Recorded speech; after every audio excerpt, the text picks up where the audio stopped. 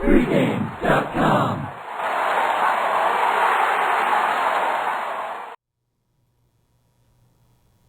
Welcome to Pregame.com's continuing series of Meet the Pros. I'm your host, Marco D'Angelo, and I'm joined today by Bryan Leonard, longtime sports handicapper, sports bettor, and that's something we're going to drill down into because there's a lot of people that are sports handicappers, but crossing over and actually playing your own money, that's a different story. But before we get into that, like I like to do, this is an opportunity for people that don't know you, customers that have been buying you, to get to know you on a personal level. This is something that pregame, we bring the cappers to life. I mean, you're in the forums, you get to post, interact, you're doing videos here for us at pregame. So we want to know Bryan Leonard first, the person, before we get to the capper.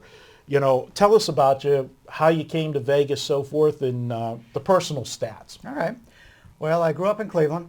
I went to high school with Phil Steele. You may know of him from the Power Suite newsletter. Yes. He puts out a great seasonal product for both pro and college football.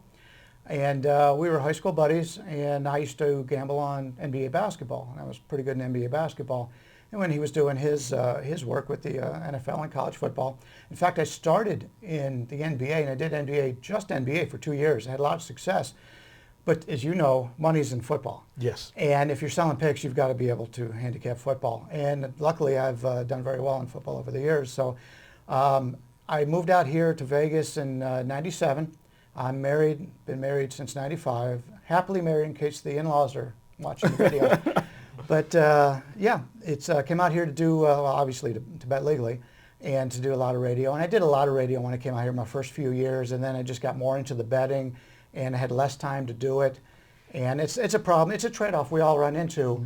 Is it's great to be able to do these videos. It's great to put your plays on the internet, but you also have to run out to each of the casinos and get the best numbers you possibly can. Well, and then, you know, obviously doing this in '95, you came out, you know, long before the boom of, you know, offshore sports books and everything else. You know, our stories are kind of similar. We're, you know, other than you came from a city with a sucky football team and I came from a city with a good football team, Pittsburgh. Stories are, sorry, I had to do that. I couldn't resist. Yeah, I knew that was coming when I sat down here. Well, at least I didn't wear my Steeler tie for you today. But situation being, you know, yeah, you know, I made the transition out here 3 years ago. You know, offshore climates changed definitely. And, you know, playing, you know, one of the problems whenever you are playing and playing a lot of games and playing for a lot of money, and even if you're doing it privately, you know, or offshore, you always, there's that fear, are you going to get paid? So Vegas is where you want to be. Sure. And I'm out here, love the winters. I don't know about you, but I definitely love the winters. I hate July. You know, I don't know how you guys survive Julys out here. Jesus. But you've name dropped a couple good names. I know, you know, Phil Steele is a big name in the industry, and to, you know, be able to know somebody like that and, you know, come into the industry. We both, mutual friend Mark Lawrence, a super, you know, super guy. Let's go to now from Bryan Leonard, the person, and moved out here to Vegas. What got you into the actual business of selling picks? Well, like I said, I used to gamble on the NBA. And, you know, I was friends with Phil, and we used to sit around watching Headbangers Ball on MTV back in the day when the Headbangers Ball was around. I'm a heavy metal guy, what can I say? So a lot of people probably see me out at a lot of the concerts around town. But, yeah, we had the mutual like of hard rock music and sports. We played softball together for all those years, and he had his service, and I was betting.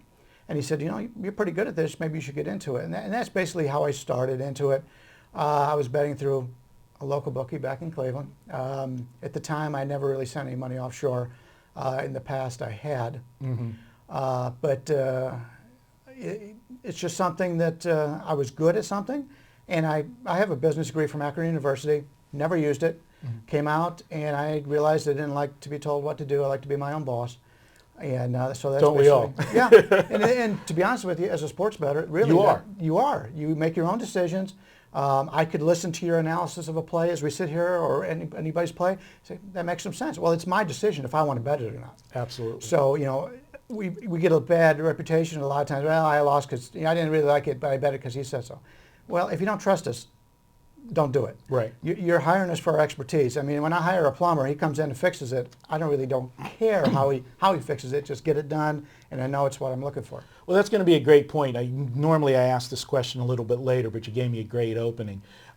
There's no right or wrong way to handicap. Right. Every handicapper has their own styles.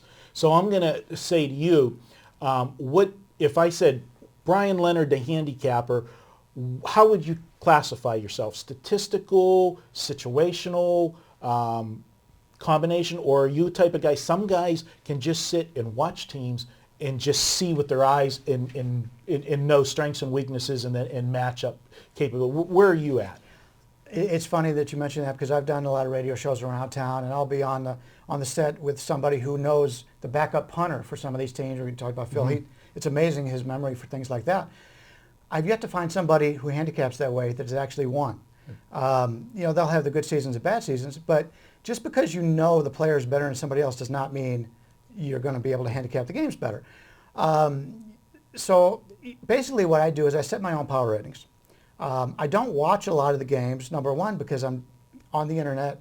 I'm reading the sports books, or checking the sports book lines, placing my bets. I don't do a lot of that with Twitter. I mean, I'm fixated on Twitter. That's where you get your information. I can gain more in Twitter in an hour being on Twitter than I can watching 3 or 4 football games at the same time. I can't go to a sports book Sunday afternoon and watch 4 or 5, 6 games going on. It drives me crazy. I can sit there and watch a game, but the problem with watching a game is unless you're going to watch that team each and every game they play. Being from Cleveland, I watch the Indians, I watch the Cavaliers, my 2 favorite teams. So I could tell you. You didn't mention the Browns. Like you said, they're just a shitty team. I've never been a Browns fan for some reason, and to be honest with you, I've probably won more money off the Steelers than any other team in the NFL, so I can't fault the Steelers at all. But I'm not one of those guys who's going to sit there and watch the games, because the problem you run into, let's say you're going to watch Southern Illinois basketball team tonight. That's one game. They play 40 games a season, 30 games a season. You're getting either their best game, their worst game. If you're lucky, you get the normal situation. But a lot of times you're not. So you get that in your brain. I saw them play, the guards are terrible or whatever. I'm going to stop you there for 1 second, because you just set up one of my, and a guy in the forums, I like it, and I'm going to steal it. He called it a Marcoism. And one of the things I always said is that the biggest mistake that people make just watching a game on TV is they draw a conclusion just watching one game. And like you said, you're going to see a game, and it's either going to be their best game, their worst game, or a game right in the middle. And I've always said, and I've preached to people, no team is ever as good as their best performance, nor is any team as bad as their worst performance. And you've got to remember that, but people don't. And Vegas knows people don't. And when a team's on TV and they looked either super good or super bad, there's so much value the next week because Vegas knows where the public's going to go. I mean, I'm a firm believer, people talk about point spreads that, well, that's Vegas's power rating. It's not Vegas's power rating. It's to a degree, but it's more so Vegas's goal in a perfect world, as we all know, is they want the same amount of money on the dog as they want on the favorite because they make money no matter what happens. So it's a mythical number that's going to entice people, that it looks attractive to both sides, whether you're the dog player or the favorite player. And that's got to be tainted some way, skewed, to get those people to take the least attractive. I look at it as they got to put a number out, just like a girl's got to put makeup on to make one side look a little more. One side's always going to be naturally attractive. You got to make the other side equally attractive. That's true, and just Monday Night Football is just a prime example. If a team looks really good on Monday Night Football and you have the ability to bet them as soon as the lines come out the next week, automatically put in a bet, because everybody's going to say, oh, the Eagles were great last Monday night, they're going to kill them. But to get back to your original question about the way I handicap, I don't handicap that way. Basically, I make my own power ratings, and then I look over the matchups. A lot of times I'll handicap 2 or 3 weeks in advance because you're handicapping schedules. I try to put myself in the position of the player, especially in college football, when you've got the ups and downs. We all remember back when we were 18, 20 years old, and you're very emotional. And if you've got a big revenge game coming up next week, and this week you're playing a team that you've beaten by 35 points the last 3 times you've played, I mean, you're a senior, who cares about this team? So, Absolutely. it's all emotional, and especially in college sports, you just got to figure out the peaks and valleys. That's the one thing, and I'm like you. If you ask me to name, players on a team, backup players or left guard sometime, I can't. That's not the way I handicap. Right. And I'm not saying that's wrong, but what you just brought up about the emotion, guys that have all that kind of knowledge and guys that strictly use computers and statistical numbers to come up with handicaps, that's fine, but you've got to have something to add to that, because what a computer cannot do, there's no computer program in the world that knows that this team is pissed off because the coach ran up the score last year, right, threw a pass in the fourth quarter into the end zone when they were already up 28 points and it was late in the fourth quarter instead of running the ball. They don't know things like that. Those are angles where they've got their arch rival next week and it's a look-ahead spot. Mm-hmm. Or they came off their arch rival and got that revenge win that they were seeking, so now they have a feeling of self-gratification and they come out flat the next week.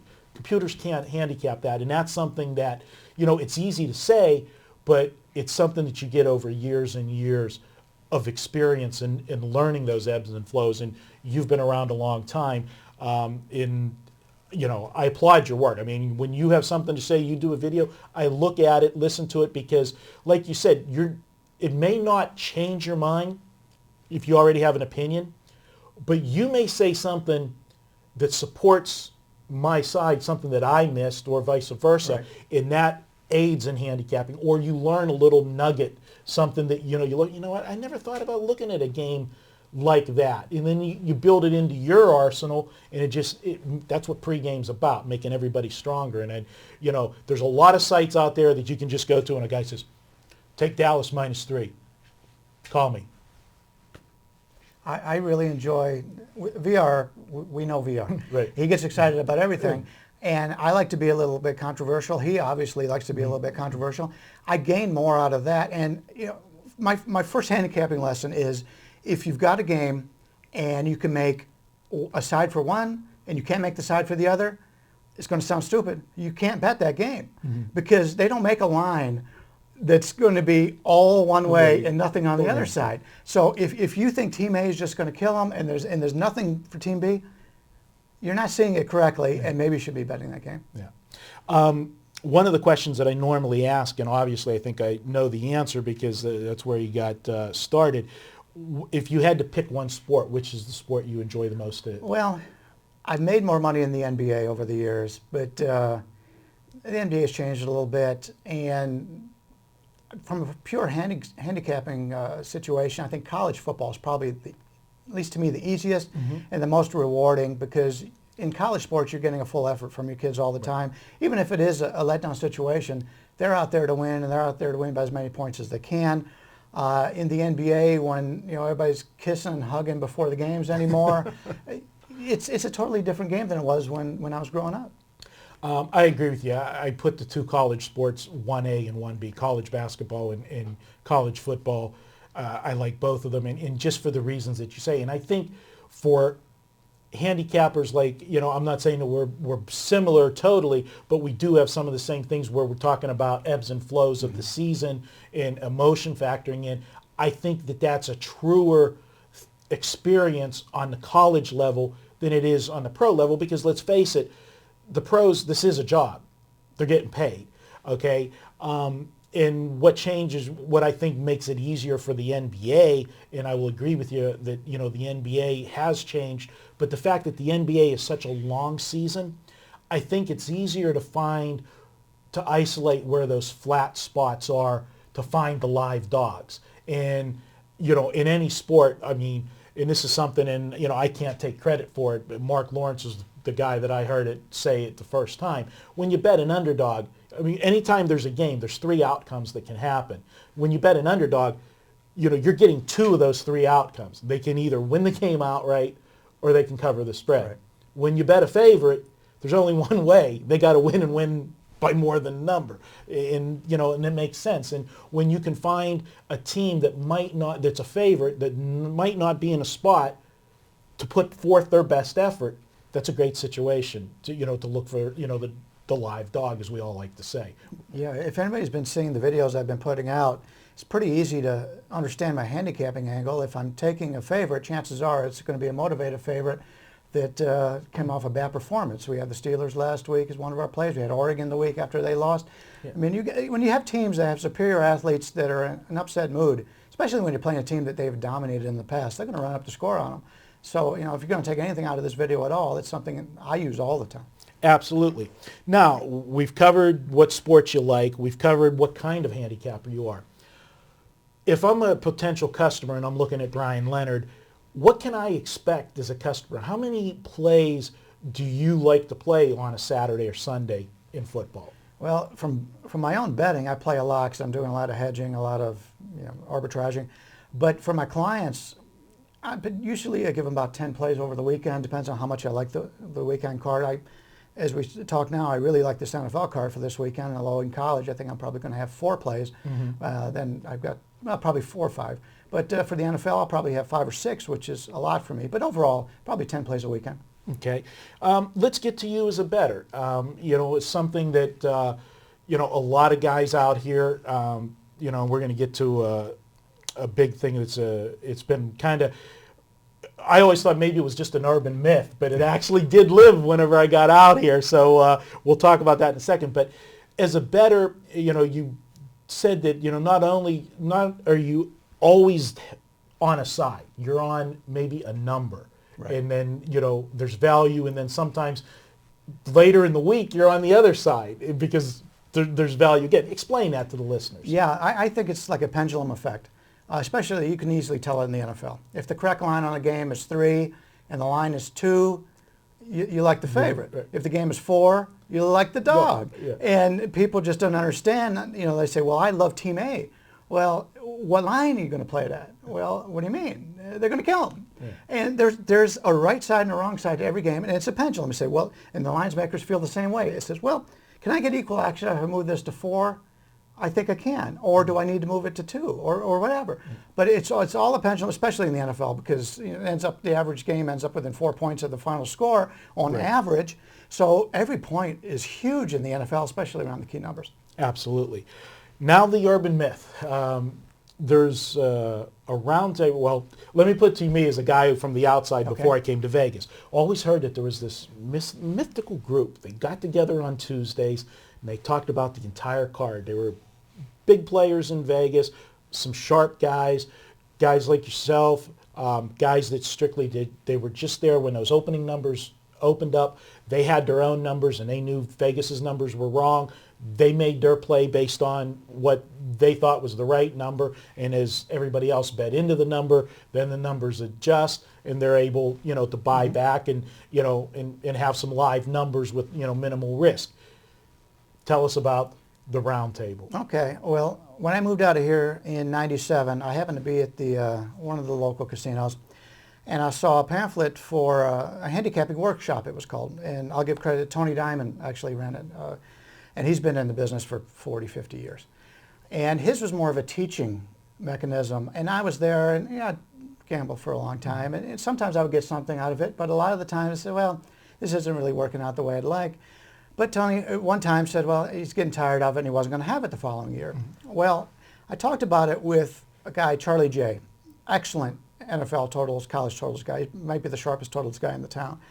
And we said, why don't we take this over and we'll make it into a gambling, more of a, instead of the teaching, more of basically a gambling thing.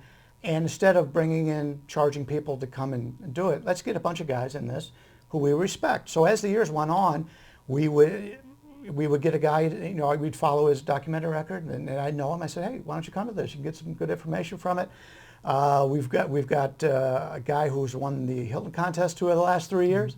We've got other handicappers that sell their plays out there that are excellent. I have a good point of view. I've got guys from, I've got one guy that worked for NASA. He's one of our numbers guys. He could tell you the point value of every number out there. He runs computer simulations and all that. We're trying to get it from a lot of different angles. We've had, you talked about Mark Lawrence. We've had some guys that do the trend analysis, that kind of thing.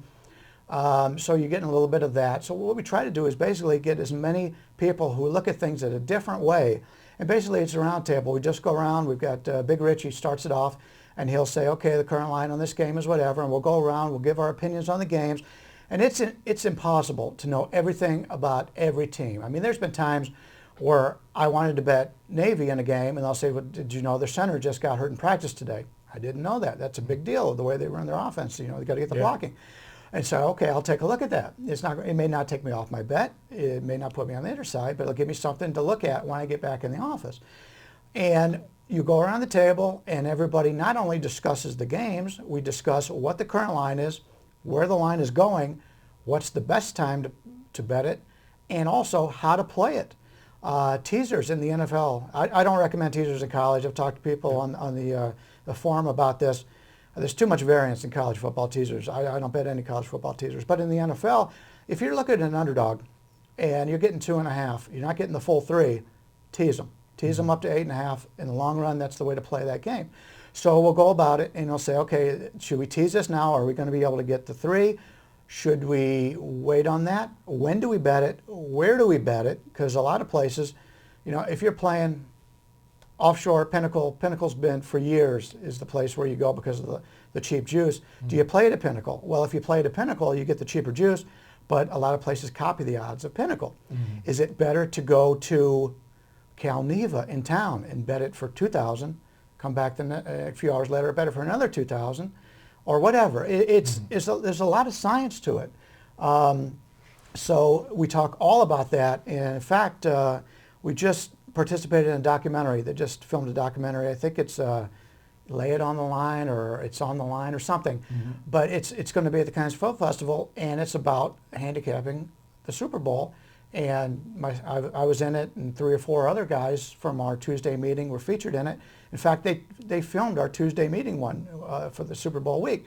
So it's our entire meeting is going to be in a documentary because they had heard about the situation. And I'm sure we're not the only ones that are doing it. In fact, we're not the brightest because we've got all these great minds together, and we meet on Tuesdays, so we call it the Tuesday group. So it wasn't the brightest thing, but it's worked out really well for us in the past. And we're always looking for the sharpest minds out there. Hopefully you'll be able to join us. And it's just something we've done for a long time, and it's very beneficial.